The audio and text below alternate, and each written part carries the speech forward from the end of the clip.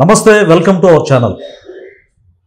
జగన్మోహన్ రెడ్డి అదానీతో నాకు ఎలాంటి సంబంధం లేదు, మీకు మీరే పుంకాలుగా ఆంధ్రజ్యోతి ఈనాడులో నా గురించి తప్పుడుగా రాస్తున్నారని చెప్పి ఆయన ఫైర్ అయ్యారు. ఇదే విషయం చర్చించడానికి మనతో ఏపీ కాంగ్రెస్ పార్టీ అధికార ప్రతినిధి కాసరగడ్డ నాగార్జున గారు ఉన్నారు. ఆయన అడిగి మరిన్ని విషయాలు డిస్కస్ చేద్దాం. నమస్తే.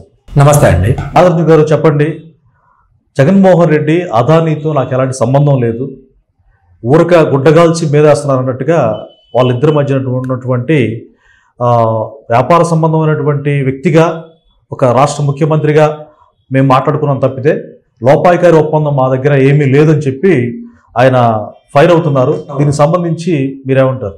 అంటే జగన్మోహన్ రెడ్డి గారు ఏ రోజు ఒప్పుకోలేదు సార్. ఒక్క అదానీ ఇష్యూ ఒకటే కాదు, వాళ్ళ బాబాయ్ హత్య కేసు ఏ రోజు ఒప్పుకున్నాడా? ఏ రోజు ఒప్పుకోలా. ఆయన చేసిన అవినీతి కేసులో ఏ రోజన్నా ఏదన్నా సంథింగ్ ఏమైనా జరిగిందని చెప్పి అపోజిషన్ కాంగ్రెస్ కానీ టీడీపీ కానీ ఏదో పార్టీ అతన్ని ఎలిగేషన్ చేసినప్పుడు ఇది నేను చేశాను చేయలేదు ఏ రోజు చెప్పాల. ప్రతి దానికి ఏం చెప్తున్నాడు అతను, నాకు సంబంధం లేదు, నేను అమాయకుని, తండ్రి లేని బిడ్డని, నాకు తల్లి కూడా వెళ్ళిపోయారు, చెల్లి వెళ్ళిపోయారు, సో నేను అమాయకుని, నాకేం తెలియదు, ప్రతిసారి ఇదే చెప్తున్నాడు. ఇతను ఏమంటున్నాడు, నేను అదానీని అఫీషియల్గా కలిసా అన్నాడు. FBI పోలీసులు ఏం చెప్పారు, 2 సార్లు అన్అఫీషియల్ గా కలిశారని విత్ డేట్స్ తో సహా మెన్షన్ చేసినప్పుడు, నిన్న కాక మొన్న నేను ప్రెస్ మీట్ పెట్టినప్పుడు చెప్పాలి కదా, నేను ఆ డేట్స్ తో కలవలేదు, అదాని మా ఇంటికి రాలేదు, నేను అతనితో మీట్ కాలేదు, ఎందుకు చెప్పలేకపోతున్నాడు? నిజంగా నా సీఎం హోదాలో అఫీషియల్ గా కలిస్తే ఆ 2 మీటింగ్లు ఎందుకు ఈయన గోప్యంగా దాచిపెట్టాడు? చెప్పాల్సిన అవసరం ఉంది కదా, నువ్వు సీఎం పొజిషన్ లో ఉన్నప్పుడే కలిసావు కదా, అంత భయం ఎందుకు పడుతున్నావు? సరే బయటకు చెప్పు, నేను పర్సనల్ గా కలిసాను, నా బిజినెస్ కోసం కలిసాను, ఇంకో ఏదో చెప్పాలి కదా, నువ్వు ఎందుకు చెప్పలేకపోతున్నావు? అసలు ఎందుకు దాచిపెట్టావు? ఎందుకు అంత భయపడేతా దాచిపెట్టావు? అది ఇంపార్టెంటే కదా. మరి అయితే తన సోదరి ఏపీసీసీ అధ్యక్షురాలు, మీ రాష్ట్ర అధినాయకురాలు షర్మిల గారిని వ్యక్తిత్వ హరణ చేసే విధంగా వర్ర రవీందర్ రెడ్డి అనే అతనితోటి నీచ పోస్టులు పెట్టించారు. పైగా అతన్ని వెనకేసుకొచ్చి చెల్లెల్ని దూషించి దుర్మార్గమైనటువంటి లాంగ్వేజ్తో మాట్లాడించి అదే వ్యక్తిని వెనకేసుకొచ్చి అతను మంచివాడు, భారత సిమెంట్ ఫ్యాక్టరీలో గతంలో వర్క్ చేశాడు, మంచి వ్యక్తి, అతని క్యారెక్టర్ గుడ్ సర్టిఫికేట్ ఇవ్వడాన్ని, గుడ్ కండక్ట్ సర్టిఫికేట్ ఇవ్వడాన్ని ఎలా చూడాలి? అదే సార్, ఇప్పుడు జనరల్గా మీరే నేనైనా తల్లిదండ్రులు కానీ తోడబుట్టిన వాళ్ళని కానీ ఎంత గౌరవిస్తాం, ఎంత ప్రేమ చూసుకుంటాం. అలాంటి జనాలు అట్లాంటి అట్మాస్ఫియర్లో మనం ఉన్నాం. అలాంటిది మీరు మీ దగ్గర పనిచేసిన అతను మీకు పోస్టులు పెడితే మీకు తెలియదంటే ఎలా? ఒకటి, మీరు తెలియదని ఇంత బుకాయించిన తర్వాత ఏపీ ప్రభుత్వం కానీ మేము కానీ ఆధారాలు బయట పెట్టినప్పుడు తెలిసిన తర్వాత నేను చేయాలి? అట్లీస్ట్ నువ్వు దాన్ని ఖండించాలి కదా, ఖండించి అతను ఉద్యోగంలో తీసి పడేయాలి కదా. దానికి ఆయనకి ఎటువంటి లాయర్ సపోర్ట్ లేకుండా ఆయన పార్టీ నుంచి సస్పెండ్ చేసి, ఏబ్బాయి నువ్వు నా చెల్లి మీద నువ్వు గౌరవప్రదంగా మాట్లాడు, విమర్శించి తప్పలేదు విధానాల పట్ల, అలాంటి నువ్వు ఎలా తిడతావు, ఇలాంటి నీచమైన పోస్ట్ ఎలా పెడతావు, నా తల్లి మీద నువ్వు పోస్ట్ ఎలా పెడతావు అని చెప్పి అట్లీస్ట్ అతను పార్టీని సస్పెండ్ చేయాలి కదా. సస్పెండ్ చేయకపోను అతన్ని వెనకేసుకొచ్చి అతనికి లాయర్ సపోర్ట్ చేస్తా, అతని ఆర్థిక సపోర్ట్ చేస్తామంటే జగన్మోహన్ రెడ్డి ఎంత దుర్మార్గుడు ఒక్కసారి మీరు ఆలోచించాలి. కరెక్ట్ అండి మీరు చెప్పింది. మన భారతదేశం మహిళల్ని ఎంతగానో గౌరవించేటువంటి సంస్కృతి మంది. సొంత తోడబుట్టిన చెల్లికి అన్న తప్పితే రక్షణ కవచంలో ఎవరున్నారు? ఆ రోజు ఇంకోటి సార్, ఆ రోజు అరెస్ట్ చేసి జైల్లో ఉన్నాడు. ఆ పార్టీ బతికిద్దా లేదన్న డైనమాలో ఉన్నప్పుడు ఎవరు పాదయాత్ర చేశారు? భారతమ్మ పాదయాత్ర చేసిందా? సజ్జల భార్గవ్ పాదయాత్ర చేశారు, లేదా ఇంకో పెద్ద సజ్జల భార్గవ్ పాదయాత్ర చేశారు, లేదంటే విజయసాయి రెడ్డి పాదయాత్ర చేశారు? ఎవరు పాదయాత్ర చేశారు? వైఎస్ షర్మిలారెడ్డి గారు పాదయాత్ర చేశారు. పాదయాత్ర చేసి నీ పార్టీని నిలబెట్టించి 2014 నీకు అపోజిషన్ రావడానికి ఎంతో కష్టపడిన తల్లి, 2019 నిన్ను అధికారం కూర్చోబెట్టిన నీ సొంత చెల్లిని నువ్వు ఇంత దరిద్రంగా తిట్టిస్తా పోస్టులు పెడతావు, నువ్వు ఎంత దుర్మార్గుడివి. అసలు నీకు మానవ సంబంధాలు కానీ తల్లిదండ్రుల ఈ కుటుంబ ఫ్యామిలీ అన్న లవ్ అండ్ ఎఫెక్షన్ నీకు ఉందా? డబ్బు డబ్బు డబ్బు డబ్బు మదంతో ఇతను ఉన్నాడు తప్పించి ప్రజలకు సేవ చేద్దాము లేదా ప్రజలను ఇంకోటికి వచ్చేద్దాము అన్న ఉద్దేశం లేదు సార్.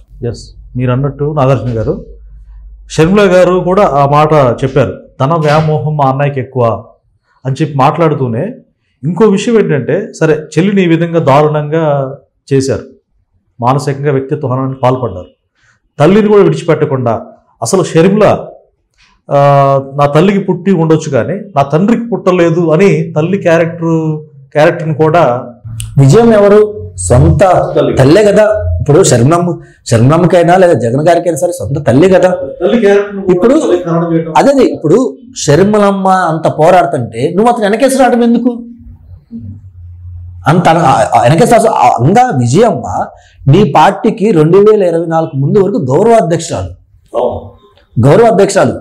ఆమె గౌరవ అధ్యక్షురాలు ఉంది కాబట్టి ఆ పార్టీ అధికారంలోకి వచ్చింది. ఇప్పుడు నువ్వు గౌరవ అధ్యక్షులు అయిన తర్వాత ఏమైంది? ఎన్ని సీట్లు వచ్చాయి నీకు? 11 సీట్లు. అంటే ప్రజలు నిన్ను యాక్సెప్ట్ చేశారా, రిజెక్ట్ చేశారా?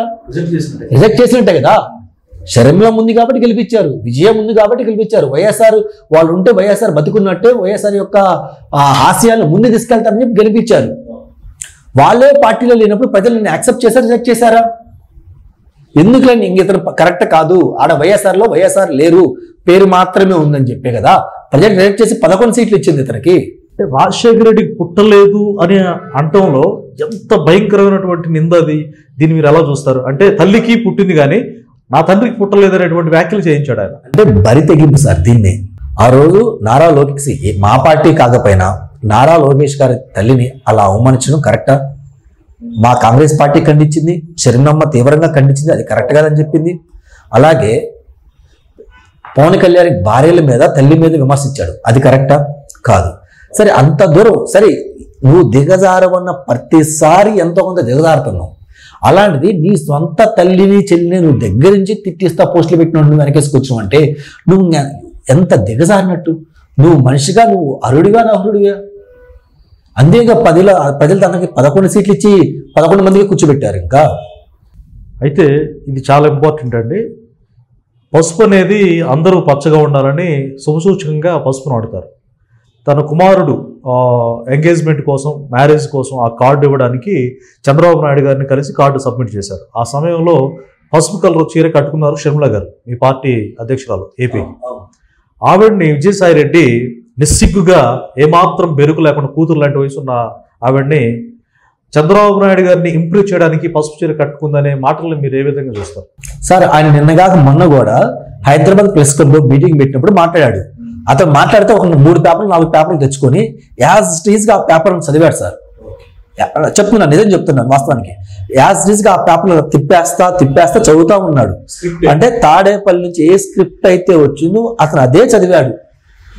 అతనికి అంత ముంచి పిరికొస్తుడు సార్, భయవస్తుడు. అదే ఈ యొక్క స్క్రిప్ట్ మొత్తం ఎక్కడి నుంచి వచ్చింది? తాడేపల్లి ప్యాలెస్. అంటే అన్న రాసిస్తే విజయసాయి రెడ్డి చదివాడు. అంటే ఇక్కడ ఒక సామెత చెప్పాలి మీకు, గురిగింద సామెత అంటారు. గురిగించి కంట తన ముద్దెనకున్న నలుపు కనపడదంట, ముందున్న ఎరిపే కనపడిద్దంట. అలాంటిది ఇప్పుడు షర్మిలమ్మ ఎల్లో శారీ కట్టింది, పసుపు శారీ కట్టి పరుపు శారీ పదే నువ్వు తిట్టిస్తున్నావు కదా. భారతి గారు ఎల్లో శారీ కట్టారా కట్టలేరా? మరి మీ భార్య చేస్తే తప్పులేదు అంటే మా షర్మిలమ్మ ఎల్లో శారీ కడితేనే మేము టీడీపీకి అమ్ముడు పోయిను, టీడీపీకి సపోర్ట్గా మాట్లాడుతున్నాం అంటున్నారా? Well said. మీరు మాట్లాడిన దాంట్లో చాలా గురికింద సామెతే. జగన్మోహన్ రెడ్డి గారు ఆయన ఏం చేసినా ఒప్పు అనుకుంటాడు. ఆయన అనుకుంటే సరిపోద్దా? ప్రజలు అనుకోవాలి. ప్రజలు విఘ్నులు సార్. జగన్మోహన్ రెడ్డి గారు ఏం చేస్తున్నాడు ప్రతిదీ అబ్జర్వ్ చేస్తున్నాడు. ఇతను రాజకీయాలకు అన్ఫిట్, ఇతను కరెక్ట్ కాదు, ఒక ఉన్మాదం మోకల్ని ఇతను రెచ్చగొడుతున్నాడు అని జనాలకు అర్థమయ్యి అతను 11 సీట్లు ఇచ్చాడు. రేపు 10 కూడా ఉండదు, జీరో అయిద్దని చెప్పలేను కదా సార్. రేపు 29లో ప్రతిపక్ష పార్టీ ఏదైతే ఉందంటే ఏపీలో ఒక కాంగ్రెస్ పార్టీ ఉంటుంది సార్. ఓకే, చివరిగా చెప్పండి సార్. 1750 కోట్ల రూపాయలు లంచం తీసుకొని ఏదైతే సౌర విద్యుత్ ఉందో ఆ కొనుగోలు విషయంలో అవకతవకలు జరిగాయని చెప్పేసి అమెరికానే FBI తేల్చి చెప్పింది. దీనికి సంబంధించి బుకాయిస్తున్న జగన్మోహన్ రెడ్డి ఈ 1750 కోట్లు మాత్రమే తీసుకున్నారా? ఇంకా మతలబ్ ఏమైనా జరిగి లోపాయకర ఒప్పందంతో ఇంకేమన్నా కొన్ని విషయాల్లో లంచం ఎక్కువ తీసుకున్నాడని మీరు దీనికి ఏం చెప్తారు? అది ఇన్వెస్టిగేషన్ చేయాలి సార్. FBI వాళ్ళ ఇన్వెస్టిగేషన్ లో తెలియదంటే దాదాపు 2000 కోట్ల పైన దాంట్లో 750 crores ఏపీ అఫీషియల్స్ మాత్రమే ఇచ్చారని చెప్పి వాళ్ళు క్లారిటీగా క్లియర్గా లైక్ చార్జ్ షీట్ దాంట్లో మెన్షన్ చేశారు. అంటే గవర్నమెంట్ ఆఫ్ ఆంధ్రప్రదేశ్ అఫీషియల్ అంటే ఆ రోజులు ఎవరు ఉంటారు? జగన్మోహన్ రెడ్డి గారికి తెలియకుండా ఇంత బాగోతం తెలిసిద్దా? నిససిగ్గుగా ఆయన బయటకు వచ్చి నా పేరు పెట్టలేదు అంటే ఆయన ఫస్ట్ క్లాస్ స్టూడెంట్ కదా, బహుశా చదవడం రాకపోవచ్చు ఆయనకి. గవర్నమెంట్ ఆఫ్ అఫీషియల్స్ ఆంధ్రప్రదేశ్ అని మెన్షన్ చేశారంటే ఫస్ట్ ఎవరు వస్తారు? జగన్మోహన్ రెడ్డి గారు కదా ఏదో గ్రామ స్థాయిలోనో మండల స్థాయిలోనో ఇంకో లెవెల్లో జరిగితే ముఖ్యమంత్రి గారు తెలియదు అనుకోవచ్చు.